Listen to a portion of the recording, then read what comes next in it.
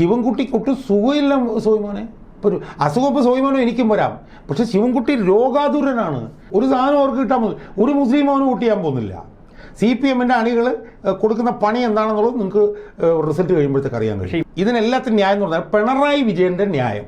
പിണറായി വിജയനാണ് നിയമം. 2021 പിണറായി വിജയന് മരുമകനെ കൊണ്ടുവരണമായിരുന്നു. മരുമകനെ കൊണ്ടുവരാൻ വേണ്ടി എന്ത് പറഞ്ഞു? 2 ടേം മത്സരിച്ചവർ വേണ്ട, പിന്നെ 75 വയസ്സ് കഴിഞ്ഞവരും വേണ്ട എന്ന് പറഞ്ഞ് മരുമകനെ കൊണ്ടുവന്നു. ഇത്തവണ അയാൾക്ക് അയാളുടേതായിട്ടുള്ള ന്യായങ്ങൾ വേണം. അതുകൊണ്ട് എന്ത് പറഞ്ഞു? 16 പേർക്ക് 2 ടേം ഇളവില്ല. കാരണം വെച്ചാൽ അവർക്ക് ജയസാധ്യത. ഞാൻ പറയുന്നു, നേമത്ത് 1-ാം നമ്പർ സ്ഥാനാർത്ഥിയാണ് ശബരിനാഥ്. നമ്മൾ കാണേണ്ട കാര്യങ്ങൾ. വോട്ട് വേണ്ട സോയിമോനെ, വോട്ടെന്ന് പറഞ്ഞാൽ ഈ വോട്ടെന്ന് പറഞ്ഞാലുണ്ടല്ലോ, ഈ വോട്ടെന്ന് പറഞ്ഞാൽ ഒരുത്തൻ്റെ പോക്കറ്റിൽ കിടക്കുന്ന വോട്ടല്ലെന്ന് നമ്മൾ മനസ്സിലാക്ക്. അരൂർ മണ്ഡലത്തിൽ ആരിഫിന് 36,000 വോട്ടായിരുന്നു. ആരിഫിന് ഭൂരിപക്ഷം. അവിടെ ഷാനിമോൾ ഉസ്മാൻ 1500 വോട്ടിന് ജയിച്ചില്ലേ? ശിവൻകുട്ടിക്കൊട്ടും സുഖമില്ല സോയിമോനെ. ഇപ്പോൾ ഒരു അസുഖം ഇപ്പോൾ സോയിമോനോ എനിക്കും വരാം, പക്ഷെ ശിവൻകുട്ടി രോഗാതുരനാണ്. നമസ്കാരം. മലയാളി വാർത്ത ഇൻസൈഡിലേക്ക് സ്വാഗതം ശ്രീ KM ഷാജഹാൻ. ഏറ്റവും നിർണായകമായ ഒരു തെരഞ്ഞെടുപ്പിനൊരുങ്ങി നിൽക്കുകയാണ് കേരളം. പക്ഷേ കഴിഞ്ഞ 3 തവണയായി നടക്കുന്ന നിയമസഭാ തെരഞ്ഞെടുപ്പുകളുടെ ഒരു വിന്നിംഗ് എഡ്ജ്, ഒരു ഫേവറബിൾ സീറ്റിൻ്റെ ലിസ്റ്റ് ഇന്ന് മാധ്യമങ്ങൾ പരിശോധിക്കുന്നു. ഇതിൽ ചൂണ്ടിക്കാട്ടുന്ന ചില സവിശേഷതകളുണ്ട്. LDF മുന്നണിക്ക് ഒരു 51 സീറ്റുകളിൽ ഒരു വിന്നിംഗ് എഡ്ജുണ്ട്. എന്നാണ് കഴിഞ്ഞ 3 ഇലക്ഷനുകളിൽ തുടർച്ചയായി ജയിച്ചു വരുന്ന മണ്ഡലങ്ങൾ. അതേസമയം UDF-നെ സംബന്ധിച്ച് ആ വിന്നിംഗ് എഡ്ജ് എന്ന് പറയുന്നത് വെറും 26 സീറ്റുകൾ. അതിൽ 14 മുസ്ലിം ലീഗിൻ്റെ, 12 കോൺഗ്രസിൻ്റെ. ചുരുക്കത്തിൽ ഒരു 10-50 സീറ്റുകൾ തങ്ങളുടെ കൈപ്പിടിയിലുണ്ട് എന്ന വിശ്വാസമാണ് LDF-ന്. മറുവശത്ത് UDF-നെ സംബന്ധിച്ച് നമ്മൾ 2016 മുതലുള്ള തെരഞ്ഞെടുപ്പുകൾ നോക്കുമ്പോൾ 2016-ലും 2021-ലും LDF-ന് വലിയ മജോറിറ്റി. എന്നാൽ 2011-ലെ UDF സർക്കാർ അധികാരത്തിൽ വരുന്നത്, ഉമ്മൻചാണ്ടി വരുന്നത് വെറും 2 സീറ്റുകളുടെ ഭൂരിപക്ഷത്തിലായിരുന്നു. അപ്പോൾ ഈ മണ്ഡല പുനഃക്രമീകരണത്തിന് ശേഷം കേരളത്തിലെ മണ്ഡലങ്ങളിൽ ഒരു ഇടതുപക്ഷ ചായ്വ് പ്രകടമാണ്. അങ്ങനെയെങ്കിൽ ഇത്തവണ UDF-നൊരു വെല്ലുവിളിയാകാൻ ഇത് ഇടവരുമോ? അല്ല, ഞാൻ ഇതിന് പറയാൻ പോകുന്ന മറുപടി കേട്ടിട്ട് സോയിമോനൊരു വിഷമം വരരുത്. കാരണം ഈ സോയിമോൻ ഈ പറഞ്ഞ നിഗമനങ്ങൾ ഈ സോയിമോൻ്റെതല്ല എന്നുള്ളത് എനിക്ക് ഉറപ്പാണ്. സോയിമോൻ അങ്ങനത്തെ ഒരു മണ്ടത്തരം പൊട്ടത്തരം പറയില്ല. എന്തായാലും ഈ നിഗമനം എന്ന് പറയുന്നത് കേരള രാഷ്ട്രീയത്തെക്കുറിച്ചും കേരളത്തിലെ ഇപ്പോഴത്തെ സമകാലിക രാഷ്ട്രീയ കാലാവസ്ഥയെക്കുറിച്ചും പിണറായി വിജയൻ പറഞ്ഞല്ലോ, ഒരു ചുക്കും എൻ്റെ കൂട്ടത്തിൽ ഞാൻ ചേർക്കുന്ന ചുണ്ണാമ്പും, ചുക്കും ചുണ്ണാമ്പും അറിയാൻ മേലാത്ത ഏതോ ചില ഓന്മാർ വന്നിരുന്നിട്ട് AK സെൻറ്ററിൽ നിന്നുള്ള ഈ കുറിപ്പടിയും കണ്ടിട്ട് പറയുന്ന ശുദ്ധ അസംബന്ധവും പൊട്ടത്തരവും അബദ്ധവുമാണെന്ന് ഞാൻ 1 by 1 ആയിട്ട് ഞാൻ തെളിയിച്ചു തരാം. ഇതിൽ ഈ 51 സീറ്റിൽ എഡ്ജ് എന്ന് പറയുന്നുണ്ടല്ലോ, എനിക്ക് ആദ്യമായി പറയാനുള്ളൊരു കാര്യം, കേരളത്തിൽ എനിക്ക് തോന്നുന്നു കഴിഞ്ഞ 40 വർഷമോ 50 വർഷമായി ചുരുങ്ങിയത്, ഏറ്റവും ചുരുങ്ങിയത്, ഏത് മുന്നണി വന്നാലും ഒരു 40,000 മുതൽ 60,000 വരെ വോട്ടുകൾക്ക് വിജയിക്കുന്ന മണ്ഡലങ്ങളാണ് കണ്ണൂരുള്ള 7 മണ്ഡലങ്ങൾ. ഞാൻ പറയേണ്ട കാര്യമില്ല, എൻ്റെ പേരൊന്നും ഞാൻ പറയണ്ട. പയ്യന്നൂർ മുറിയുണ്ട്. ഞാൻ ആദ്യം ഈ സോയിമോൻ പറഞ്ഞ ഈ നിഗമനം പറഞ്ഞവരോട് എനിക്ക് പറയാനുള്ളത്, സോയിമോൻ അല്ലെന്നുള്ളത് 100%. കാരണം ഒരിക്കലും സോയിമോൻ അങ്ങനത്തെ ഒരു പൊട്ടത്തരം പറയില്ല. ആ പറഞ്ഞവരോട് എനിക്ക് ആദ്യം സൂചിപ്പിക്കാനുള്ളത്, ഈ 51 എന്നുള്ള പൊട്ടത്തരത്തിലുള്ള എൻ്റെ മറുപടി കണ്ണൂർ ജില്ലയിലെ CPM-ന് ഏറ്റവും കൂടുതൽ ഭൂരിപക്ഷം നൽകുന്ന ആ 7 മണ്ഡലങ്ങളിൽ പോലും ജയിക്കും എന്ന് ചങ്കത്ത് കൈവച്ചവർക്ക് പറയാൻ കഴിയുമോ എന്നുള്ളതാണ് ഞാൻ അവിടെ മൂലം കൂടെ തുടങ്ങാൻ പോണേ. ഇപ്പം നമുക്കറിയാമല്ലോ, പയ്യന്നൂർ 965 മുതൽ 2021 വരെ നടന്ന എല്ലാ തെരഞ്ഞെടുപ്പുകളിലും CPM ജയിച്ച മണ്ഡലമാണ് പയ്യന്നൂർ. ആ പയ്യന്നൂരിൽ ചങ്കടിപ്പാണ്. ഇപ്പം ഞാൻ ഇങ്ങോട്ട് വന്നപ്പോൾ ഞാൻ കേട്ടത് അവിടെ V കുഞ്ഞികൃഷ്ണൻ്റെ പിന്നെ തെരഞ്ഞെടുപ്പ് കമ്മിറ്റി ആഫീസ് പൊളിച്ചു കളയാനായിട്ട് അതിൻ്റെ ഉടമയെടുത്ത് സമ്മർദ്ദം ചെലുത്തി. അയാൾ തെരഞ്ഞെടുപ്പ് കമ്മിറ്റി ഓഫീസ് പൊളിച്ചു. അയാൾ പണിത തെരഞ്ഞെടുപ്പ് കമ്മിറ്റി ഓഫീസ് പൊളിച്ചു. പയ്യന്നൂർ പാർട്ടി ഗ്രാമമാണ് മിക്കയിടങ്ങളും. അതെ അതെ അതെ. പാർട്ടി ഗ്രാമങ്ങളിലൊക്കെ വന്ന മാറ്റങ്ങൾ ഈ പറഞ്ഞ പൊട്ടത്തരം പറഞ്ഞവർ മനസ്സിലാക്കിയിട്ടില്ല. ആ പാർട്ടി ഗ്രാമത്തിൽ ഈ കഴിഞ്ഞ ഡിസംബറിൽ നടന്ന പിന്നെ തദ്ദേശ സ്വയംഭരണ തെരഞ്ഞെടുപ്പിൽ അവിടെ 36-ാം വാർഡിൽ CPM-ൻ്റെ സ്ഥാനാർത്ഥി 142 വോട്ടേ കിട്ടിയുള്ളൂ. 700 ചില്ലാനും വോട്ട് കിട്ടിയത് കുഞ്ഞികൃഷ്ണ സ്ഥാനാർത്ഥിക്കാണ്. അപ്പോൾ അത് കണ്ടിട്ടില്ല. പയ്യന്നൂർ, തളിപ്പറമ്പ്, തലശ്ശേരി, ഇവൻ മട്ടന്നൂർ, അവിടെ എല്ലാം ചങ്കിടിപ്പാണ്. അപ്പോൾ അല്ല, പക്ഷെ പേരാവൂർ കുറി തിരിച്ചു പിടിക്കാനുള്ള സാധ്യതയുണ്ട്. അല്ല അതുണ്ടല്ലോ. കാരണം നമുക്കറിയാമല്ലോ, ഈ സോനിമോൻ ഇങ്ങനെ ചോദിക്കുമ്പോൾ അതായത് നമ്മൾ കാണേണ്ട ഒരു കാര്യം എന്താണെന്ന് അറിയാം. 60,000 വോട്ടിന് ജയിച്ച ഒരു മണ്ഡലത്തിൽ നിന്ന് CPM-ന് ഏറ്റവും കൂടുതൽ പിന്തുണ, CPM-ൽ തന്നെ ഏറ്റവും കൂടുതൽ പിന്തുണ ഉണ്ടെന്ന് അവകാശപ്പെടുന്ന ഒരു സ്ത്രീ കൊണ്ടുവന്നിട്ടിരിക്കുകയാണ് പേരാവൂരിലേക്ക്. സുധാകരൻ ഉഗ്ര ഫോമിലാണ് ഇപ്പോൾ. കലിപ്പ് മനസ്സിലുണ്ട്. അല്ല, സുധാകരനെ സംബന്ധിച്ചിടത്തോളം സുധാകരനാണ്, ഞാൻ എഴുതി വെച്ചോളൂ, സുധാകരനാണ് അവിടെ CPM-ന് ഏറ്റവും കൂടുതൽ ഭീഷണി ഈ തെരഞ്ഞെടുപ്പിലാകാൻ പോകുന്നത്. അത് നമ്മൾ താരതമ്യം ചെയ്യേണ്ടത് VS അച്യുതാനന്ദൻ 2006 ഉയർത്തിയ എതിർപ്പുണ്ടല്ലോ. VS അച്യുതാനന്ദൻ എൻ്റെ നിലപാടെന്തായിരുന്നു? പാർട്ടി നേതൃത്വത്തിനെതിരായിട്ടായിരുന്നു. പക്ഷേ ആത്യന്തികമായി എന്താ സംഭവിച്ചത്? VS അച്യുതാനന്ദൻ പാർട്ടി നേതൃത്വത്തിനെതിരായിട്ട് ഉയർത്തിയ എതിർപ്പ് VS അച്യുതാനന്ദനുള്ള വോട്ടായിട്ട് വന്നു. അല്ലാത്ത വോട്ട് അവിടെ കിട്ടുകയും ചെയ്യും. അല്ല, അവിടെ VS അന്ന് മത്സരിച്ചു. അല്ലല്ല, ഞാൻ പറഞ്ഞത് VS മത്സരിച്ചു. പക്ഷേ ഇവിടെ ഇയാൾ മത്സരിക്കാൻ പോവുകയാണ്. അല്ല, ഇയാൾ തെരഞ്ഞെടുപ്പ് പ്രചരണത്തിന് ഇറങ്ങാൻ പോവുകയാണ്. ഇയാളുടെ തെരഞ്ഞെടുപ്പ് പ്രചരണമാണ് അവിടെ ഏറ്റവും വലിയ അഡ്വാൻറ്റേജ് ആകാൻ പോകുന്നത്. പക്ഷേ സുധാകരൻ ഒളിച്ചും തെളിച്ചുമൊക്കെ സൂചിപ്പിക്കുന്നു KPCC അധ്യക്ഷ സ്ഥാനം ലഭിക്കണമെന്ന്. അല്ല, അതിപ്പം എന്ത് തന്നെ ലഭിച്ചാൽ തന്നെ എന്താണ്, അത് കറക്റ്റല്ലേ? അതിലെന്താ തെറ്റ്? അത് KPCC അധ്യക്ഷ സ്ഥാനം ആവണമെന്നില്ല, ചിലപ്പോൾ വേറെ സ്ഥാനമാകാം. അയാൾക്ക് ആ സ്ഥാനം ലഭിക്കണം എന്ന് അയാൾ ചിന്തിക്കുന്നുണ്ടെങ്കിൽ ഒരു തെറ്റും അയാളെ പറയാൻ പറ്റില്ല. കാരണം കേരളത്തിൽ ഏറ്റവും കൂടുതൽ അണികളുള്ള ഒരു കോൺഗ്രസ് നേതാവ് അദ്ദേഹമാണ്. ഡൈവേർട്ട് ചെയ്ത് പോവല്ലേ ഞാൻ ചെയ്യും. അപ്പോൾ കണ്ണൂരിലെ ഏറ്റവും ഉറപ്പുള്ള 7 മണ്ഡലങ്ങളിൽ പോലും അവർക്ക് ഉറപ്പിത്തവണയില്ല. അതാണ് വസ്തുത. ഇനി ഈ 51 മണ്ഡലങ്ങളിൽ എഡ്ജ് എന്ന് പറയുമ്പോൾ അതെന്ത് ലോജിക്കിൻ്റെ അടിസ്ഥാനത്തിലാണെന്ന് എനിക്ക് മനസ്സിലാവുന്നില്ല. കാരണം ഈ കേരളത്തിലെ തെരഞ്ഞെടുപ്പുകളിൽ സാമൂഹ്യ സമവാക്യങ്ങൾ നിർണായകമാണ്. അതായത് ഇവിടുത്തെ ജാതിമത കോമ്പിനേഷനുകളുടെ നിലപാടുകൾ നിർണായകമാണ്. ആ ജാതിമത കോമ്പിനേഷനുകൾ നിർണായകമായതാണ് 2021 CPM-ന് വലിയ ഭൂരിപക്ഷം കിട്ടാൻ കാരണം എന്ന് നമുക്ക് എല്ലാവർക്കും അറിയാം. ക്രിസ്ത്യാനികൾ വലിയ തോതിൽ LDF-ന് അനുകൂലമായി നിന്നു. മുസ്ലിങ്ങളും സാമാന്യം നല്ല തോതിൽ LDF-ന് അനുകൂലമായി നിന്നു. CPM-ൻ്റെ ഹിന്ദു വോട്ട് CPM-ന് ഉറപ്പിക്കാനും കഴിഞ്ഞു. ഇത് ആയിരുന്നു അന്നത്തെ ഏറ്റവും വലിയ. ആ സാമൂഹ്യ സമവാക്യം 150% UDF-ന് അനുകൂലമല്ലേ? ഇപ്പം ഒരൊറ്റ മുസ്ലിം വോട്ട് LDF-ന് കിട്ടുമെന്ന് ചങ്കത്ത് കൈ വെച്ച് ആർക്കെങ്കിലും പറയാൻ പറ്റുമോ? ഒരൊറ്റ ക്രിസ്ത്യൻ വോട്ട് കിട്ടുമോ? ക്രിസ്ത്യൻ വോട്ട് കിട്ടില്ലെന്ന് പറയാൻ കാര്യം എന്താണ്? പഞ്ചായത്ത് തെരഞ്ഞെടുപ്പ് ക്രിസ്ത്യൻ മേഖലകൾ മുഴുവൻ UDF-ലേക്ക് പോയി. ഇനി ആകെപ്പാടെ ഉള്ള എന്താണ്? ഈഴവ വോട്ടുകളാണ്. ആ ഈഴവ വോട്ടുകളാണ് CPM-നുള്ള അടിത്തറ. ആ വോട്ടുകളാണ് ഇത്തവണ നെടുക പിളരാൻ പോകുന്നത്. ഞങ്ങളെപ്പോലുള്ള CPM-ൻ്റെ ജീർണതയ്ക്കെതിരായിട്ട് സംസാരിച്ചുകൊണ്ടിരുന്നപ്പോഴത്തേക്ക് ഞങ്ങളോട് എന്താ പറയുക? എന്തൊരു അബദ്ധം, അസംബന്ധം, വിവരമില്ലാത്തവന്മാർ. CPM-നിട്ട് നമ്മൾ മഴുകൊണ്ട് മുട്ടിയാൽ നമ്മുടെ മസ്തകം വന്ന് കരിങ്കല്ലിട്ട് എന്നാണല്ലോ പറഞ്ഞുകൊണ്ടിരുന്നത്. നമ്മളൊന്ന് ആലോചിച്ച് നോക്ക്. ഈ തെരഞ്ഞെടുപ്പിൽ CPM-ൻ്റെ അടിവേരറക്കാൻ പോകുന്നത് CPM-ന് ഒരു 30 സീറ്റ് പോലും കിട്ടാത്ത നിലയിലേക്ക് കൊണ്ടുപോകാൻ പോകുന്ന നിർണായക ഘടകം എന്തായിരിക്കും എന്ന് ചോദിച്ചാൽ അത് വേറൊന്നുമല്ല, അത് CPM-ൻ്റെ വോട്ട് ബാങ്കിൽ ഉണ്ടാകാൻ പോകുന്ന അതിഭീകരമായിട്ടുള്ള വിള്ളലാണ്. അല്ല, അങ്ങീ പറയുന്ന ഒരു അവകാശവാദം സതീശൻ പോലും ഉയർത്തുന്നില്ല. അല്ല, സതീശൻ ഞാൻ പറയുന്നത് ഞാൻ അവരുമായിട്ടൊന്നും താരതമ്യം ചെയ്യുന്നില്ല. ഞാൻ കഴിഞ്ഞ കുറേ കാലങ്ങളായി, ഒരുപക്ഷെ ഒരു 10-25 വർഷമായി സമരം ചെയ്തുകൊണ്ടിരിക്കുന്നത് CPM-ൻ്റെ ജീർണതകൾക്കും CPM-ൻ്റെ ജനവിരുദ്ധ നിലപാടുകൾക്കും CPM-ൻ്റെ പ്രത്യശാസ്ത്രത്തിൽ വെള്ളം ചേർക്കുന്നതിനെതിരായിട്ടാണ് ഞാൻ സമരം ചെയ്തുകൊണ്ടിരിക്കുന്നത്. അതിൻ്റെ പശ്ചാത്തലത്തിലാണ് ഞാൻ നമ്മളൊന്ന് ആലോചിച്ച് നോക്കൂ.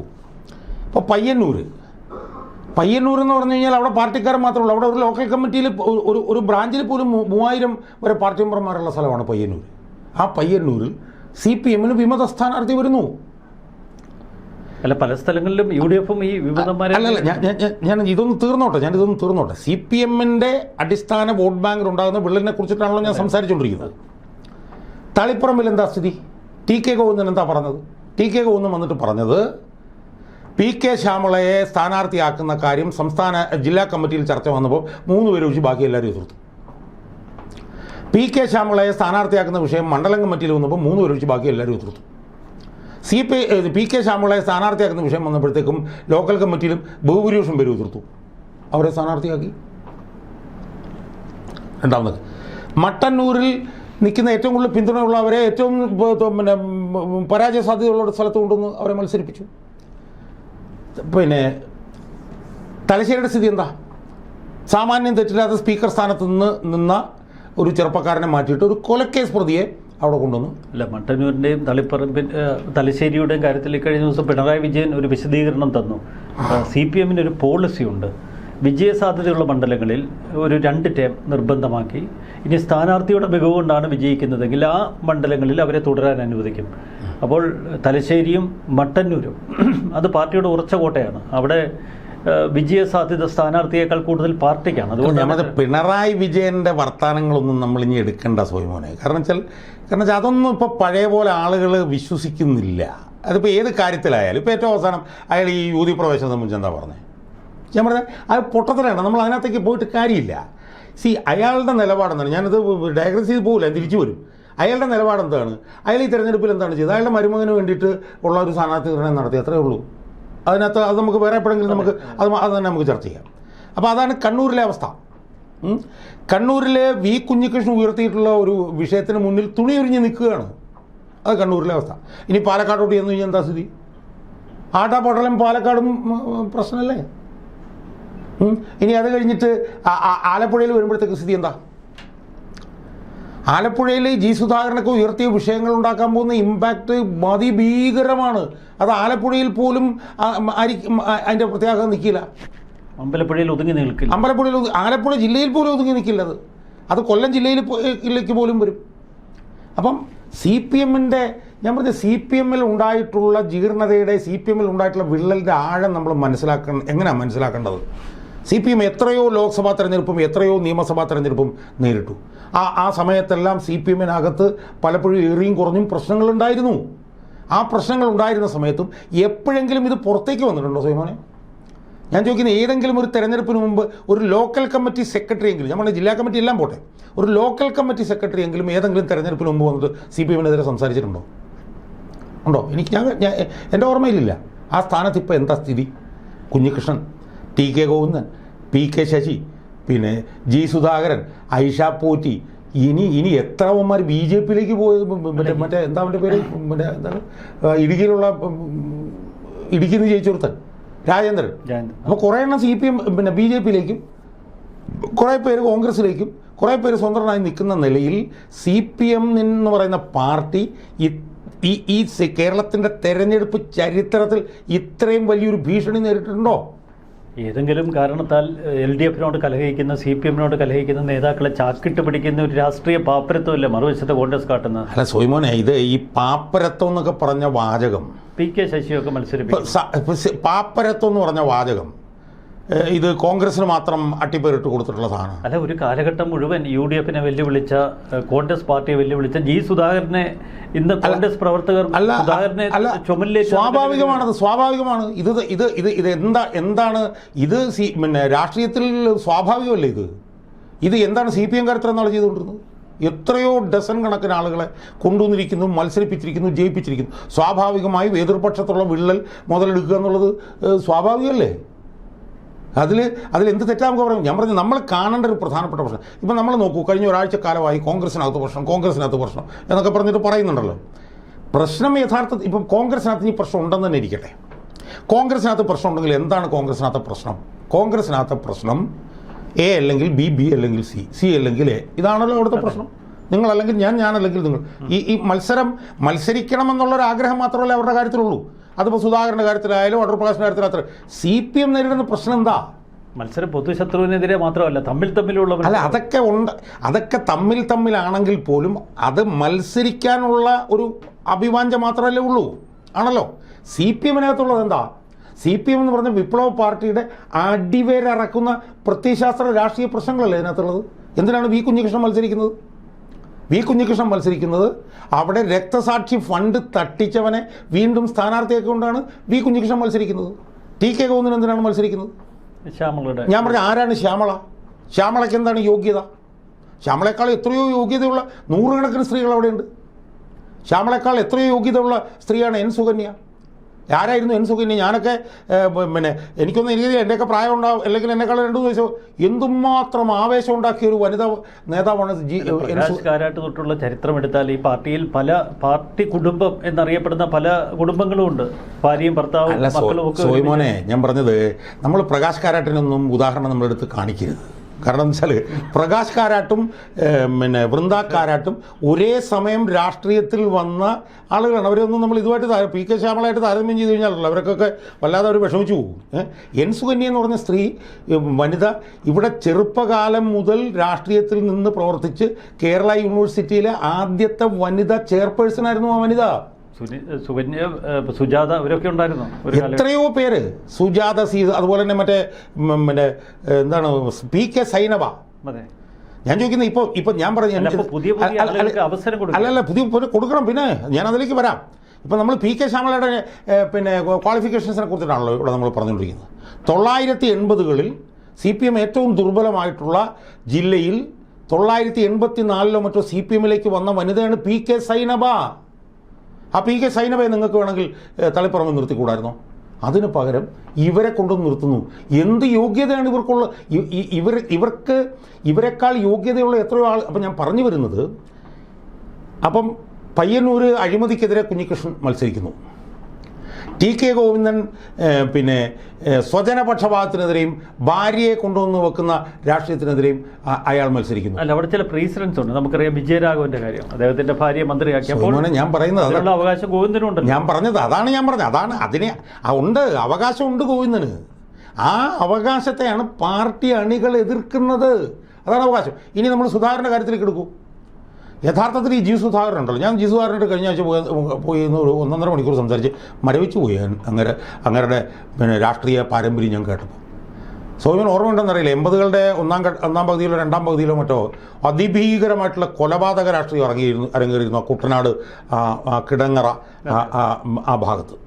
അന്നാണ് തങ്കപ്പൻ എന്ന് പറഞ്ഞൊരു CPM-കാരുടെ തലവെട്ടി RSSകാർ കൊണ്ടുവന്ന് പിന്നെ പാലത്തിൽ വെച്ചത്. അന്ന് CPM-കാരെ RSSകാർ ഒരു വശത്തു നിന്നും മറുവശത്ത് CPI-ക്കാരും രണ്ടുപേരുടെയും കൊലപാതക രാഷ്ട്രീയം. ആ കൊലപാതക രാഷ്ട്രീയം അവിടെ അരങ്ങേറുന്ന സമയത്താണ് കുട്ടനാട് മണ്ഡല സെക്രട്ടറിയായി സാക്ഷാൽ VS അച്യുതാനന്ദൻ ജി സുധാകരനെ അങ്ങോട്ട് അയക്കുന്നത്. മനസ്സിലായില്ലേ? 6 മാസം കൊണ്ട് അവിടുത്തെ ആ കൊലപാതക രാഷ്ട്രീയത്തിന് അറുതി വരുത്തി അതിഗംഭീരമായി തിരിച്ചു വന്നു ഇയാൾ. അറിയാം, 2 ടേം അയാൾ പിന്നെ ജില്ലാ സെക്രട്ടറി ആയിരുന്നു. VS അച്യുതാനന്ദന് വേണ്ടി പാർട്ടി പിടിച്ചു അയാൾ.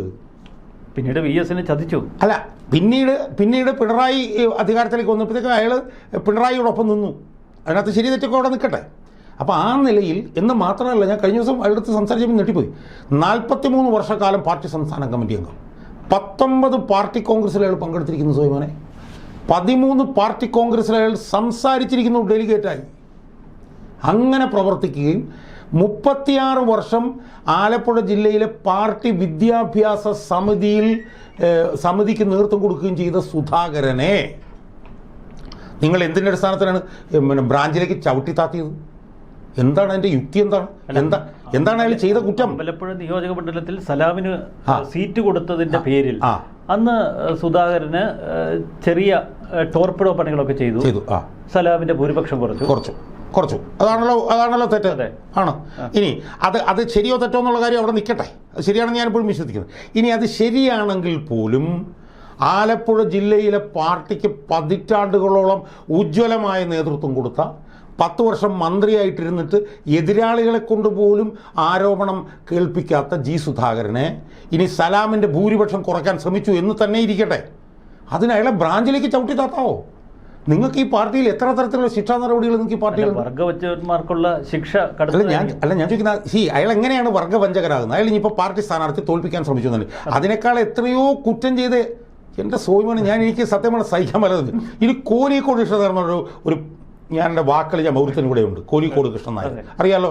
ഈ കോലിക്കോട് കൃഷ്ണൻ നായരെ 5 തവണ പാർട്ടിയിൽ നിന്ന് പുറത്താക്കിയിട്ടുണ്ട്. സോയ്മൻ അറിയാമോ? 5 തവണ പാർട്ടിയിൽ നിന്ന് bloody booted out of the party for 5 times. അയാളിപ്പോഴും സ്റ്റേറ്റ് കമ്മിറ്റി മെമ്പറിലാണ്. ഇപ്പോൾ 90 വയസ്സും കണ്ടിട്ട് ഇപ്പോഴും സ്റ്റേറ്റ് കമ്മിറ്റിയിലുണ്ടല്ലോ അയാൾ ആരാണ് സുധാകരനോട്ട് നോക്കിയാൽ വെറും മരം മൂട്ടയല്ലേ അയാളിപ്പോഴും സ്റ്റേറ്റ് കമ്മിറ്റിയിലിരിക്കുമ്പോൾ. പക്ഷേ 2021 സുധാകരന് സീറ്റ് കൊടുത്തില്ല എന്നതിൻ്റെ പേരിൽ പിന്നീട് മുഹമ്മദ് റിയാസിനെ വിമർശിക്കുന്നു. പിണറായി വിജയനെതിരെ ഈ ദുസൂചനകൾ ഇനിയിപ്പോൾ എന്ത് ചെയ്തു ആലും ആയിക്കോട്ടെ, എന്ത് തന്നെ ഇതൊക്കെ ആരോപണങ്ങളാണ്. ഇനി എന്ത് ചെയ്തു എന്ന് തന്നെ ഇരിക്കട്ടെ, അത് ചെയ്തെന്ന് തെളിഞ്ഞാൽ പോലും എത്ര ശിക്ഷാ നടപടികളുണ്ട് ഈ പാർട്ടിയിൽ? ഞാൻ ചോദിക്കുന്നത്, ഇപ്പോൾ സലാമിനെ തോൽപ്പിക്കാൻ ശ്രമിച്ചു എന്നത് തെളിഞ്ഞു എന്ന് തന്നെ ഇരിക്കട്ടെ. തെളിഞ്ഞിട്ടൊന്നുമില്ല, അത് വേറെ. തെളിഞ്ഞാൽ തന്നെ അയാളൊരു താക്കീത് കൊടുത്ത് അവിടെ ഇരുത്തണ്ടേ? കാരണം ആലപ്പുഴയിലെ പാർട്ടിയിലെ ഏറ്റവും സമുന്നതരായി 10 കാലം നിന്ന ഒരാളല്ല ജി സുധാകരൻ. എന്ത് ചെയ്തു അയാളെ നേരെ ചവിട്ടി താത്തി ബ്രാഞ്ചിൽ കൊണ്ടുവന്നു. എന്നോട് ഹൃദയഭേദകമായിട്ട് കഴിഞ്ഞ ദിവസം ചെന്നപ്പോഴത്തേക്ക് എന്നോട് പറഞ്ഞാണ്, എൻ്റെ ഷാജാനെ ഞാൻ എന്നെ അവിടെ കൊണ്ടുവന്ന് ബ്രാഞ്ചിലിരുത്തി, എനിക്കൊരു മുറിയും തന്നു. ഞാൻ അവിടെ ചെന്ന് പത്രം വായിച്ചുകൊണ്ടിരിക്കും. എന്തുണ്ട് സുധാകരൻ സഖാവേ എന്ന് ചോദിക്കാൻ പോലും ഒരുത്തനും തയ്യാറായിട്ടില്ല. എന്നിട്ട് എന്നോട് ജി സുധാകരൻ വളരെ വ്യസനത്തോടുകൂടി പറഞ്ഞെന്താണെന്നറിയോ, ഞാനിപ്പോൾ എനിക്ക് സത്യം പറഞ്ഞ രോമാഞ്ചം പെടും, ഞാനിപ്പോൾ സ്വതന്ത്രനാണ് ഷാജാനെ, ഞാൻ ഇതിനകത്ത് നിന്നിരുന്നെങ്കിൽ എനിക്ക് വല്ല വിഷാദ രോഗം വന്ന് ഞാൻ മരിച്ചു പോയേനെ. അറിയാമോ സുലൈമാൻ? അത്രയ്ക്ക് ഭീകരമായി വേട്ടയാടുന്ന ഈ ക്രൂരന്മാരുടെ പാർട്ടിയാണ് ഈ പാർട്ടി. ഇനി അവിടെയുള്ള നേതാക്കന്മാരാരാ? ഇന്ന് പിണറായി വിജയൻ സുധാകരനെ കുറിച്ച് പറഞ്ഞറിയാമല്ലോ. അല്ല, അതിപ്പോൾ സുധാകരൻ പറഞ്ഞു തുടങ്ങിയിട്ടുണ്ട്. ചെറ്റത്തരമൊന്നും അതെ. അല്ല, അതിപ്പം പിണറായി വിജയൻ ഉപയോഗിക്കുന്ന ഭാഷയല്ലേ പിണറായി വിജയൻ പറയാൻ പറ്റും. സോഹിമോന് ഞാൻ ഉപയോഗിക്കുന്ന ഭാഷ. കാരണം അയാൾ വിളിച്ച് ശീലിച്ചിട്ടുള്ള ഭാഷ എന്താ? കുലംകുത്തി, നികൃഷ്ടജീവി, പരനാറി. അപ്പോൾ അയാളുടെ വായിൽ നിന്ന് അത്തരം വാക്കുകളെ വരുള്ളൂ. അതുകൊണ്ട് നമ്മളത് പറഞ്ഞിട്ട് കാര്യമില്ല. പിന്നെ പിണറായി വിജയൻ പറഞ്ഞത് എന്നുള്ള മറുപടി സുധാകരൻ പറഞ്ഞോളും, അത് പ്രശ്നമില്ല നമുക്ക്. പക്ഷേ ഇത്ര ഭീകരമായി ഇനി ഞാനൊരു കാര്യം സോമനോട് പറയും. ഞാൻ ആദ്യമായിട്ട് അത് പറയുകയാണ്. അതായത് സുധാകരനെ ചവിട്ടിത്താത്തിയതിൻ്റെ 1ാം നമ്പർ പ്രതി മറ്റാരുമല്ല, പിണറായി വിജയൻ തന്നെയാണ്. പക്ഷെ ഒരിക്കൽ പോലും സുധാകരൻ പിണറായിയുടെ നേർക്ക് വിരൽ ചൂണ്ടുന്നില്ല. അതൊക്കെ ഞാൻ പറയുകയാണ്. ഇനി അതൊക്കെ അങ്ങോട്ട് വന്നോളൂ. ഇപ്പോൾ തുടങ്ങിയല്ലേ ഇവിടെ തെരഞ്ഞെടുപ്പ് പ്രചരണം തുടങ്ങിയല്ലേ ഉള്ളൂ. ഇപ്പോൾ പറഞ്ഞല്ലോ സുധാകരൻ കാണിച്ച ചെറ്റത്തരാണെന്ന് പിണറായി വിജയൻ പറഞ്ഞിട്ടുണ്ടല്ലോ. അതിനുള്ള മറുപടി സുധാകരൻ പറഞ്ഞോളൂ, അതവിടെ നിൽക്കട്ടെ. ഞാൻ പറയുന്നത് സുധാകരനെ ചവിട്ടിത്താത്തിയത് പിണറായി ആണെന്നാണ് ഞാൻ പറയുന്നത്.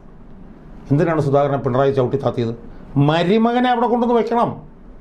മരുമകനെ പൊതുമരാമത്ത് വകുപ്പ് മന്ത്രിയാകാൻ അയാൾ നേരത്തെ തീരുമാനിച്ചിരുന്നതാണ്. സ്വാഭാവികമായും മരുമകനെ പൊതുമരാമത്ത് വകുപ്പ് മന്ത്രിയായി വെക്കുമ്പോൾ സുധാകരൻ പൊതുമരാമത്ത് വകുപ്പ് മന്ത്രിയായിരുന്ന ഇത്രയും പ്രശസ്തനായിട്ടുള്ള ഒരാൾ പാർട്ടിയിലുണ്ടായിട്ടുണ്ടെങ്കിൽ പിണറായി വിജയനാണ് അതിൻ്റെ ഏറ്റവും വലിയ കുഴപ്പം. അതുകൊണ്ട് പിണറായി വിജയൻ എന്ന് പറയുന്ന അധികാരമോഹിയായിട്ടുള്ളൊരു മനുഷ്യൻ ചിത്രത്തിന് പുറകിൽ നിന്നു. ഞാൻ ചോദിക്കട്ടെ സോമനെ, ഇപ്പം എന്താണ് ജി സുധാകരനെതിരെ അന്വേഷണ കമ്മീഷനെ വെച്ചു. അന്വേഷണ കമ്മീഷൻ നേതൃത്വം കൊടുത്ത ആരാ? എളമരം കരീമാണ്. എളമരം കരീമിൻ്റെ നേതൃത്വത്തിൽ കെ ജെ തോമസും എളമരം കരീമിനെയും കെ ജെ തോമസിനെയും വെച്ചിട്ട് ഒരു കമ്മീഷൻ സുധാകരനെതിരെ പിണറായി വിജയൻ അറിയാതെ നടക്കുമെന്നാണോ? പിണറായി വിജയൻ്റെ ഏറ്റവും വലിയ അറിയാലോ. അപ്പോൾ പിണറായി വിജയനല്ല അറിയാതെ കെ ജെ തോമസിനെയും എളമരം കരീമിനെയും വെച്ചൊരു കമ്മിറ്റി ഉണ്ടാക്കുമോ? എന്നിട്ട് ജി സുധാകരനെതിരായിട്ടുള്ള നടപടി മാത്രം, ഞാനതിൻ്റെ വിവരങ്ങൾ കുറച്ച് ഇൻസൈഡ് ഡീറ്റെയിൽസ് ഞാൻ പറയാം. ജി സുധാകരനെതിരായിട്ടുള്ള ആ നടപടി മാത്രം ചർച്ച ചെയ്യാൻ ഒരു സ്റ്റേറ്റ് കമ്മിറ്റി വിളിക്കുകയാണ് സോമോനെ. ആലോചിച്ച് നോക്ക്, അത് മാത്രം. എന്നിട്ട് അവിടെ വെച്ച് റിപ്പോർട്ട് വായിക്കുകയാണ് കോടിയേരി ബാലകൃഷ്ണനാണല്ലോ സ്റ്റേറ്റ് സെക്രട്ടറി. എന്നിട്ട് എന്താ സംഭവിച്ചെന്നറിയോ? ചർച്ചയ്ക്ക് വിട്ടപ്പോൾ ആരും ചർച്ച ചെയ്യാൻ തയ്യാറായില്ല. ഇതൊക്കെ ആദ്യമായിട്ടാണ് ഞാൻ പുറത്ത് പറയുന്ന, ഓർത്തോണം. ആരും ചർച്ച ചെയ്യാൻ തയ്യാറാകുന്നില്ല. അപ്പോൾ കോടിയേരി ബാലകൃഷ്ണൻ പറഞ്ഞു, അങ്ങനെയാണ് നിങ്ങൾ ആലപ്പുഴ കാരെങ്കിലും ചർച്ച ചെയ്യുക എന്ന് പറഞ്ഞപ്പോഴത്തേക്ക് വളരെ ബുദ്ധിമുട്ടി സി എസ് സുജാത മറ്റവരും മറിച്ചവർ ഒക്കെ എഴുന്നേറ്റിട്ട് അവരൊക്കെ പറയുന്നത് എന്താണെന്നറിയോ? അല്ലാതെ ജി സുധാകരൻ സാഹബ് അങ്ങനെ കുറ്റം ചെയ്തെന്ന് ഞങ്ങൾ പറയുന്നില്ല, പക്ഷേ ജി സുധാകരൻ സാഹബ് ആ ജാഗ്രത കാണിച്ചില്ല. ജാഗ്രത കുറവ്. മനസ്സിലായോ? ഞാൻ ചോദിക്കുന്നത്, ആ ജാഗ്രത കുറവിന് ഇത്രയും വലിയൊരു മരണശിക്ഷ പോലത്തെ ഒരു ശിക്ഷയാണോ അയാൾക്ക് കൊടുക്കേണ്ടത്? അവസാനം അത് മാത്രമല്ല, പ്രായമായി എന്നുള്ളൊരു ഘടകം കൂടി ഉണ്ട്. അല്ല, പ്രായമായി എന്നുള്ള ഘടകം കൊണ്ടാണല്ലോ 82 വയസ്സുകാരനായിട്ടുള്ള പിണറായി വിജയൻ മത്സരിക്കുന്നത്. അത് എക്സംഷൻ. അത് എക്സംഷൻ. പ്രായമാകാത്തതുകൊണ്ടാണല്ലോ ഇങ്ങനെ പ്രസംഗിച്ചുകൊണ്ടിരുന്നപ്പോൾ പുറകോട്ട് ചാഞ്ഞ് വീണുപോയ കടന്നപ്പള്ളി രാമേന്ദ്രൻ മത്സരിക്കുന്നത്. പ്രായത്തിൻ്റെ പ്രശ്നമില്ലാത്തതുകൊണ്ടാണല്ലോ എന്താണ് എ കെ ശശീന്ദ്രൻ മത്സരിക്കുന്നത്. അല്ല, ഞാൻ പറഞ്ഞു. അതെ. അപ്പോൾ ഇതിനെല്ലാത്തിനും ന്യായങ്ങളുണ്ട്. ഇതിനെല്ലാത്തിനും ന്യായം എന്ന് പറഞ്ഞാൽ പിണറായി വിജയൻ്റെ ന്യായം. പിണറായി വിജയനാണ് നിയമം. 2021 പിണറായി വിജയന് മരുമകനെ കൊണ്ടുവരണമായിരുന്നു. മരുമകനെ കൊണ്ടുവരാൻ വേണ്ടി എന്ത് പറഞ്ഞു? 2 ടൈം മത്സരിച്ചവർ വേണ്ട, പിന്നെ 75 വയസ്സ് കഴിഞ്ഞവരും വേണ്ട എന്ന് പറഞ്ഞ് മരുമകനെ കൊണ്ടുവന്നു. ഇത്തവണ അയാൾക്ക് അയാളുടേതായിട്ടുള്ള ന്യായങ്ങൾ വേണം. അതുകൊണ്ട് എന്ത് പറഞ്ഞു, 16 തവണ 16 പേർക്ക് 2 ടേം ഇളവില്ല. കാരണം വെച്ചാൽ അവർക്ക് ജയസാധ്യത.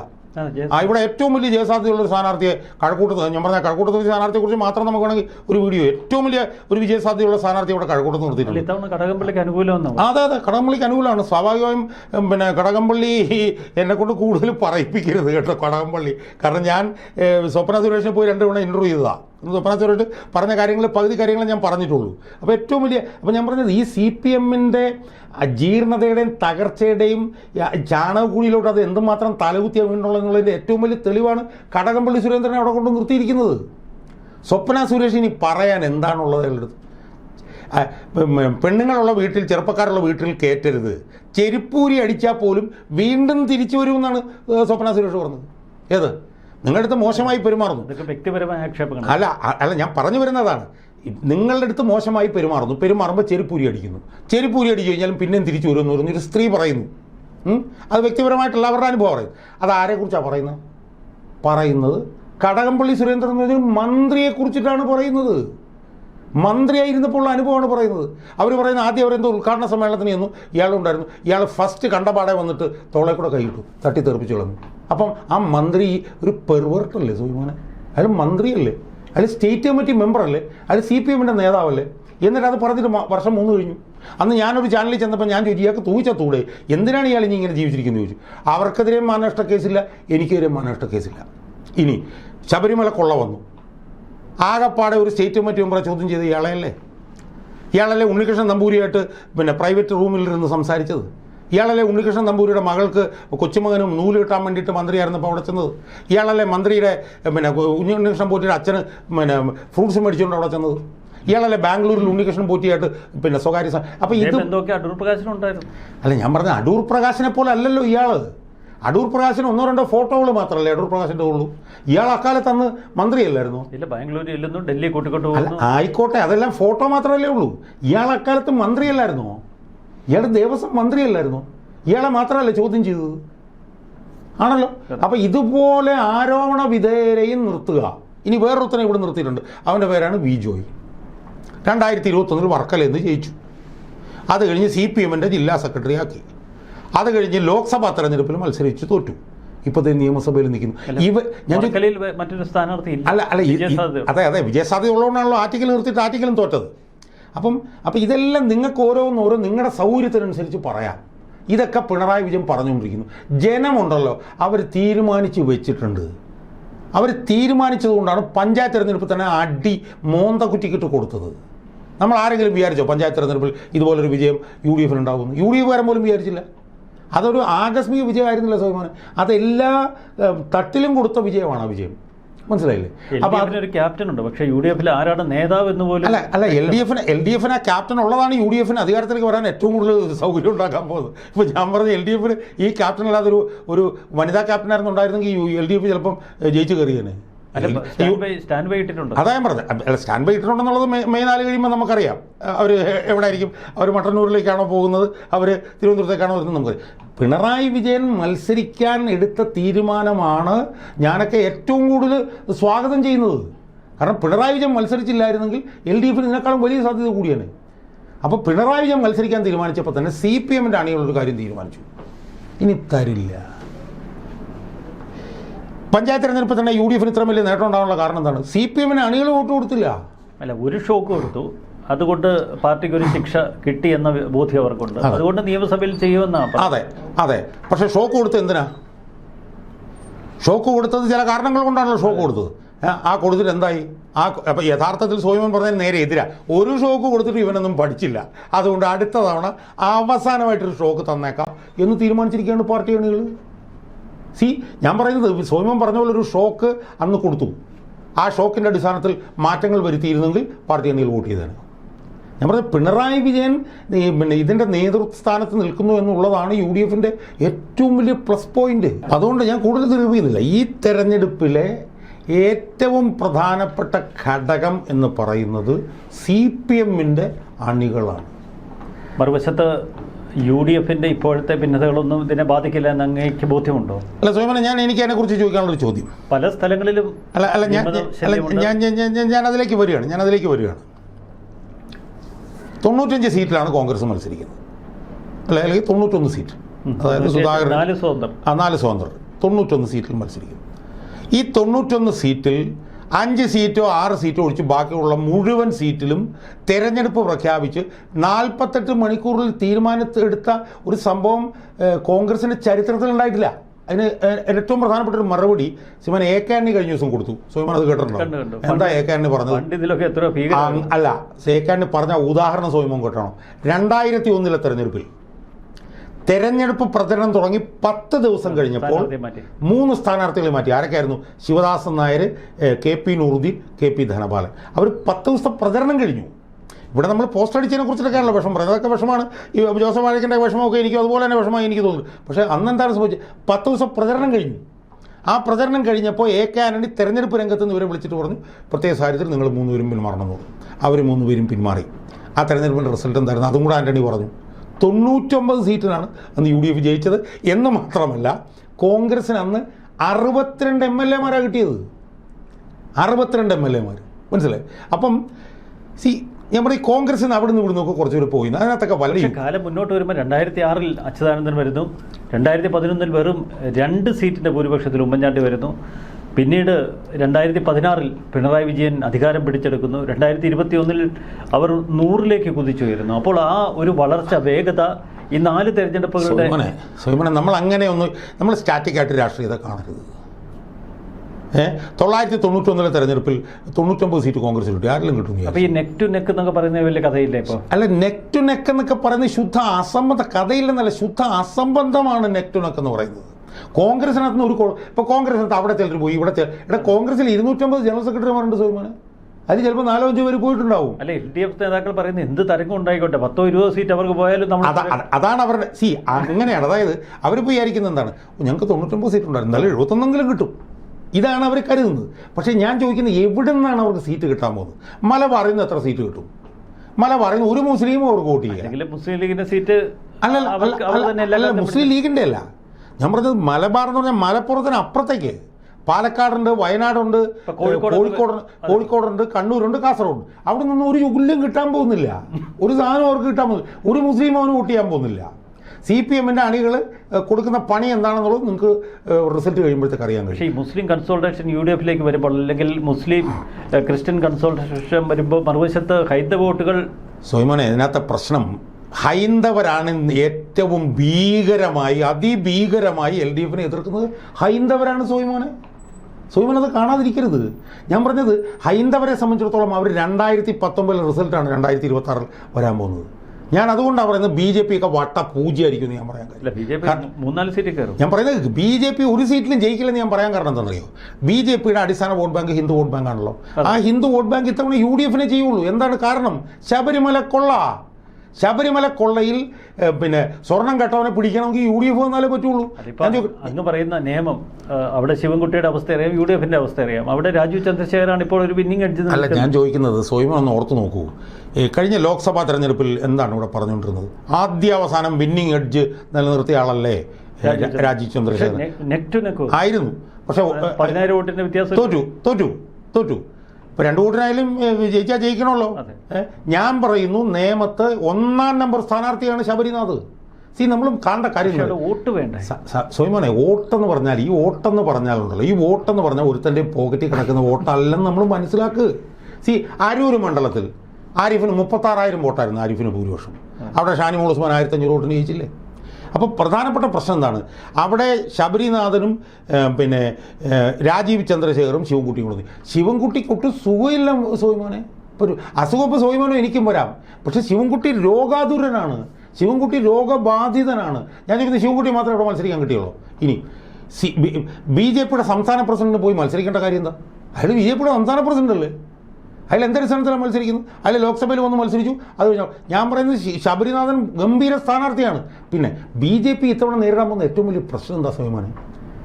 BJP-യുടെ അടിസ്ഥാനപരമായി ഹിന്ദു വോട്ട് ബാങ്ക് ആണല്ലോ. ആ ഹിന്ദു വോട്ട് ബാങ്ക് മുഴുവൻ അതിഭീകരമായി LDF-നെതിരെ അതിരോഷാകുലരായി നിൽക്കുകയാണ്. കാരണം അവരുടെ ശബരിമലയിലെ സ്വർണം കൊണ്ട് CPM-കാരൻ പോയി. അതുകൊണ്ട് CPM-കാരനെ തകർക്കണം എന്നുള്ളതാണ് കേരളത്തിലെ ഹിന്ദു വോട്ട് ബാങ്കിൻ്റെ അടിസ്ഥാന വികാരം. ആ വികാരം കൊണ്ടാണ് നമ്മൾ 2019 BJPക്ക് എത്ര സീറ്റ് കിട്ടും നമ്മൾ പറഞ്ഞു ലോക്സഭയിൽ? 6 സീറ്റെങ്കിലും കിട്ടുമെന്ന് പറഞ്ഞു, ഇല്ലേ 3 സീറ്റെങ്കിലും കിട്ടുമെന്ന് പറഞ്ഞു ലോക്സഭയിൽ. ഒരു സീറ്റൊക്കെ അല്ലല്ല, ഞാൻ പറഞ്ഞത് രണ്ടെന്നെങ്കിലും നമ്മൾ പറഞ്ഞല്ലോ. കാരണം എന്തുകൊണ്ടാണ്? യുവതി പ്രവേശത്തിൽ സമരം മുഴുവൻ ചെയ്തത് അവരായിരുന്നു. പക്ഷേ ഹിന്ദുക്കൾ എന്ത് ചെയ്തു? അവർ വോട്ടൊന്നും BJPക്ക് കൊടുത്തില്ല. കാരണം BJP ജയിക്കില്ല സോയിമോനെ. ഞാൻ ചോദിക്കുന്നത്, സോയിമോൻ 4-5 സീറ്റ് BJPക്ക് എന്ന് പറയുന്നു. BJPക്ക് എന്തിനു വോട്ട് കൊടുക്കണം? കാരണം BJP is not going to win. അല്ല, അവർക്കൊരു ചാൻസ് കേരള രാഷ്ട്രീയത്തിൽ ജനങ്ങൾ ചിലപ്പോൾ ഒരു സമ്മാനമായി കൊടുത്തേക്കാം. സോയിമോനെ ഞാൻ ചോദിക്കുന്ന ചോദ്യം, സോയിമോൻ വോട്ടെടുപ്പിൽ വോട്ട് ചെയ്യാൻ ചെല്ലുമ്പോൾ സോയിമോൻ എന്തിനാണ് വോട്ട് ചെയ്യുന്നത്? ഞാൻ BJPക്ക് ഒരു MLA ഉണ്ടാക്കിയേക്കാം എന്ന് പറഞ്ഞ് വോട്ട് ചെയ്യുമോ, അതോ ജയിക്കുന്നവർക്ക് വോട്ട് ചെയ്യുമോ? സോയിമോൻ ഒരു ഹിന്ദു ആണെന്ന് വിചാരിക്കുക. സോയിമോൻ ഈ ശബരിമല വിഷയത്തിൽ വളരെ ഖിന്നനായിട്ടിരിക്കുന്ന ഒരാളാണ്. സോയിമോൻ ആർക്കാ വോട്ട് ചെയ്യുക? സോയിമോൻ BJPക്ക് വോട്ട് ചെയ്തിട്ട് എന്താ കാര്യം? ഞാൻ ചോദിക്കുന്നത്, കഴിഞ്ഞ സെപ്റ്റംബർ പോലെ സ്വർണ്ണക്കൊള്ള പുറത്ത് വന്നതല്ലേ? സ്വർണ്ണക്കൊള്ള പുറത്തു കൊണ്ടുവരാൻ വേണ്ടി BJP എന്ത് ചെയ്തു? ആകെ 2 സമരമേ BJP ചെയ്തുള്ളൂ. BJP കേന്ദ്ര ഗവൺമെൻറ് ഇരിപ്പുണ്ടല്ലോ, എന്ത് ചെയ്തു? ഒന്നും ചെയ്തില്ല. UDF വന്നു കഴിഞ്ഞാൽ സ്വർണ്ണക്കൊള്ളയുടെ കള്ളന്മാരവന്മാർ പുറത്തു കൊണ്ടുവരും. അതുകൊണ്ട് BJPക്ക് ഇപ്പം തന്നെ 2 സീറ്റേ ഭൂരിപക്ഷമുള്ളൂ. ആകെ 2 സീറ്റേ ഭൂരിപക്ഷമുള്ളൂ. അപ്പം എന്നാൽ BJPക്ക് ഒരു 4 സീറ്റ് കൊടുത്തേക്കാം എന്നും പറഞ്ഞൊന്നും ആളുകൾ വോട്ട് കളയില്ല. അവർ ജയിക്കുന്നവർക്കേ വോട്ട് ചെയ്യുള്ളൂ. അതുകൊണ്ട് ഇനി ഞാൻ പറയട്ടെ, ഇപ്പം രമേശ് ചെന്നിത്തലയുടെ നേതൃത്വമാണ് ഉയർന്നു വരുന്നത്. നമുക്ക് വേറെ ഡിസ്കസ് ചെയ്യാം. ഹിന്ദു വോട്ട് ഭയങ്കരമായിട്ട് അയാൾക്ക് വേണ്ടി പോളറൈസ് ചെയ്യും. ഇപ്പോൾ ഉദാഹരണത്തിന് ഹിന്ദുക്കൾ BJPയുടെ പ്രധാനപ്പെട്ട വോട്ട് ബാങ്ക് നായർ വോട്ട് ബാങ്കാണ് ആണല്ലോ. രമേശ് ചെന്നിത്തലയ്ക്കാണ് സാധ്യതയെങ്കിൽ ആ 12% നായർ വോട്ടും UDFിലേക്ക് വരും. ഇത്തവണ ഞാൻ ആത്മാർത്ഥമായിട്ട് സോയിമനോട് ചോദിക്കണം, BJP കളത്തിലുണ്ടോ ഇല്ലയോ ഒന്ന് പറഞ്ഞു തന്നേ. ഇപ്പം ഞാൻ പറയട്ടെ, ഇപ്പോൾ 2016 തെരഞ്ഞെടുപ്പ് ഞാൻ പറയട്ടെ 2016 തെരഞ്ഞെടുപ്പ് BJP കളത്തിലുണ്ടായിരുന്നു. BDJസും കൂടെ ചേർന്ന് BJP ഒരു 8-10 സീറ്റെങ്കിലും നേടുമെന്ന് നമ്മൾ 2016 വിചാരിച്ചു. 2019 BJP കളത്തിലുണ്ടായിരുന്നു. കാരണം യുവതി പ്രവേശവുമായി ബന്ധപ്പെട്ട് BJPക്ക് 2 സീറ്റെങ്കിലും കിട്ടുമെന്ന് നമ്മൾ വിചാരിച്ചു. 2021 BJP കളത്തിലുണ്ടായിരുന്നു ഇല്ലേ? 2024 BJP കളത്തിലുണ്ടായിരുന്നു. BJP മുന്നോട്ട് വന്നു. 2026 എവിടെ പോയി BJP? ഇവിടെ ഒരു കോർപ്പറേഷൻ കിട്ടി. ശരിയല്ല, തിരുവനന്തപുരം കോർപ്പറേഷൻ കിട്ടി. ഇപ്പോൾ നേമം, വട്ടിയൂർക്കാവ്, കഴക്കൂട്ടം. സോയിമോനെ 2 മണ്ഡലങ്ങളിൽ മാത്രമേ അവർക്ക് ഭൂരിപക്ഷമുള്ളൂ. കഴക്കൂട്ടത്തൊന്നും അവർക്ക് ഭൂരിപക്ഷം ഇപ്പോഴേ ഇല്ല. 2 മണ്ഡലങ്ങളിലാണ് അവർക്ക് ഭൂരിപക്ഷമുള്ളത്. അവരുടെ വോട്ട് 19% നിന്ന് 14% കുത്തനെ കുറഞ്ഞു പഞ്ചായത്ത് തിരഞ്ഞെടുപ്പിൽ. അവർ ചിത്രത്തിലില്ല. പിന്നെ പ്രാദേശികമായിട്ടുള്ള പ്രശ്നങ്ങളുടെയൊക്കെ ഭാഗമായി വല്ല 1-2 സീറ്റിൽ ജയിക്കും എന്നുള്ളതല്ലാതെ ഒരു സ്ഥലത്തും അവർ ഇപ്പം ലോക്സഭാ തെരഞ്ഞെടുപ്പ് അവർക്ക് ഇത്ര സീറ്റ് കൂടുതൽ കിട്ടാൻ കാരണം എന്താ? CPM-ൻ്റെ വോട്ട് ബാങ്ക് ആയിരുന്നത്. ആ CPM-ൻ്റെ വോട്ട് ബാങ്ക് അവർക്ക് പോയ എന്തുകൊണ്ടാണ്? ആ കോൺഗ്രസ്സുകാരും കൂടുതൽ വോട്ട് കൂടുതൽ വോട്ട് കൂടുതൽ. ആ വോട്ടുകളെല്ലാം തിരിച്ചു വരും. ഇപ്പോൾ നിങ്ങൾ ഹരിപ്പാട് മണ്ഡലം എടുക്കുക. ഹരിപ്പാട് മണ്ഡലത്തിൽ BJP 1-ാം സ്ഥാനത്തായിരുന്നു. ഇപ്പോഴത്തെ അവസ്ഥ എന്തായിരിക്കും? അവിടെ ഒരു പയ്യൻ, നിങ്ങളുടെ സുഹൃത്ത്, എൻ്റെ സുഹൃത്താണ്, സന്ദീപ് വജസ്പതി. അവന് ഹരിപ്പാട് എന്ത് ഇമ്പാക്റ്റാണ് ഉണ്ടാക്കാൻ സാധിക്കുക? സന്ദീപ് ചെങ്ങന്നൂർ നിന്നിരുന്നെങ്കിൽ വളരെ ഗംഭീരമായി. എനിക്കറിയില്ല. ഞാൻ പറഞ്ഞു വന്നത്, ഈ CPM-ൽ നിന്ന് BJPയിലേക്ക് വലിയ തോതിൽ ലോക്സഭയിൽ വോട്ട് പോയത് മുഴുവൻ CPM-ലേക്ക് UDFിലേക്ക് തിരിച്ചു വരും. മനസ്സിലായി? അപ്പോൾ അതുകൊണ്ട് ഈ പറഞ്ഞ പോലെ ഇപ്പോൾ LDFന് എവിടുന്നാണ് LDFന് സീറ്റ്? നിങ്ങളൊന്ന് പറയുക. സാമുദായിക സമവാക്യത്തിന് വേണ്ടിയിട്ടാണല്ലോ അയ്യപ്പ സംഘം ഇതെല്ലാം നടത്തുന്നത്. ഏത് സമുദായത്തിൻ്റെ വോട്ട് അവർക്ക് കിട്ടാൻ പോകുന്നത്? ഒരു സമുദായത്തിൻ്റെ വോട്ട് അവർക്ക് കിട്ടാനില്ല. പിന്നെ എവിടുന്നാണ് അവർക്ക് സീറ്റ് കിട്ടുക? പിന്നെ ഏറ്റവും വലിയ അതൃപ്തി ഉണ്ടായിരിക്കുന്നത് CPM-നകത്താണെന്നുള്ളതല്ലേ ഈ CPM വിമതന്മാർ പുറത്തു വന്നിരുന്ന് കാണുന്നത്. അപ്പോൾ CPM-ൻ്റെ കൃത്യമായി കിട്ടിക്കൊണ്ടിരുന്ന വോട്ടുകളും അവർക്ക് കിട്ടാൻ സാധ്യതയില്ല. പിന്നെ UDFകാരനെ സംബന്ധിച്ചിടത്തോളം ഈ ദൈവവിശ്വാസിയാണെങ്കിൽ ദൈവം സഹായിച്ച് എന്ന് പറയുന്നത് പോലെ പിണറായി വിജയൻ്റെ നേതൃത്വമാണ്. അവർ സത്യം പറഞ്ഞാൽ അവരുടെ എല്ലാം വീടുകളിൽ പിണറായി വിജയൻ്റെ ഒരു ഫോട്ടോ വെച്ചിട്ട് രാവിലെ ഒരു 10 മിനിറ്റ് ഇങ്ങനെ തൊഴുതുകൊണ്ടിരിക്കും. എന്നാലും നിങ്ങളൊന്ന് മാറിയിരുന്നു. സോമനൊന്ന് ആലോചിച്ച് നോക്കും. പിണറായി വിജയനൊന്ന് മാറി KK ശൈലജയായിരുന്നു നേതൃത്വം കൊടുത്തിരുന്നെങ്കിൽ വല്ലതും പറയാനുണ്ടാവുമായിരുന്നു UDF. അല്ല, കുറച്ചുകൂടെ കടുപ്പമായേനെ. കുറച്ചുകൂടെ നല്ല കടുപ്പമായേനെ. എത്രയോ നല്ല സ്ഥാനാർത്ഥികളെ വെക്കായിരുന്നു. പക്ഷെ മറ്റേ ആർക്കും ഇല്ലാത്ത ചില തന്ത്രങ്ങൾ പിണറായി വിജയൻ്റെ ആവനാഴിയിലുണ്ട്. അതൊക്കെ പുറത്തെടുക്കും. അല്ല, അതുകൊണ്ട് സോയിമോൻ അതൊക്കെ എടുത്തുകൊണ്ടിരിക്കുകയാണല്ലോ. ഇപ്പം കഴിഞ്ഞ 10 വർഷമായിട്ട് അതിങ്ങനെ എടുത്തുകൊണ്ടിരിക്കുകയാണല്ലോ. പക്ഷേ ഞാൻ പറഞ്ഞതെന്നറിയാം, ജനങ്ങളെന്നും പറഞ്ഞൊരു ഒരു ഘടകമുണ്ട്. അവർ പഞ്ചായത്ത് തെരഞ്ഞെടുപ്പിൽ UDFനെ ജയിപ്പിക്കുന്ന ആരെങ്കിലും വിശ്വസിച്ചു? സോയിമോൻ ആലോചിച്ച് നോക്ക്. 2015 പഞ്ചായത്ത് തെരഞ്ഞെടുപ്പിൽ അവർ ജയിച്ചു. 2020 പഞ്ചായത്ത് തെരഞ്ഞെടുപ്പിൽ അവർ ജയിച്ചു. പഞ്ചായത്ത് തെരഞ്ഞെടുപ്പ് പ്രഖ്യാപിക്കുന്നതിന് തൊട്ട് മുമ്പ് 29,000 കോടി രൂപയുടെ ആനുകൂല്യങ്ങൾ പ്രഖ്യാപിച്ചു. ചുമ്മാ വീട്ടിൽ ഒന്നും ചെയ്യാതിരിക്കുന്ന സ്ത്രീകൾക്കും 1000 രൂപ വീട്ടിൽ വരും. പിന്നെ 10 വർഷമായിട്ട് പിണറായി വിജയൻ്റെ ഭരണം ഇവിടെ നടന്നുകൊണ്ടിരിക്കുന്നത്. CPM-കാർ കോൺഗ്രസ്സുകാർ തമ്മിൽ മൊത്തം അടിയായിരുന്നു.